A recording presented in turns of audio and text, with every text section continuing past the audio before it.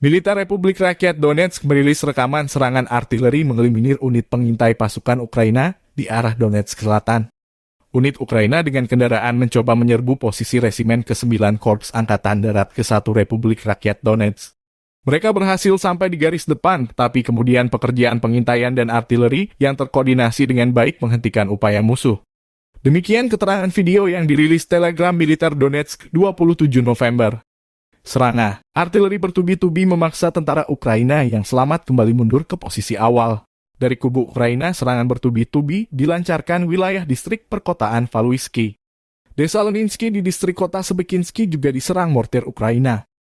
Di sektor Kupiansk, angkatan bersenjata Ukraina meluncurkan serangan artileri ke posisi pasukan Rusia di garis Pervmaiska.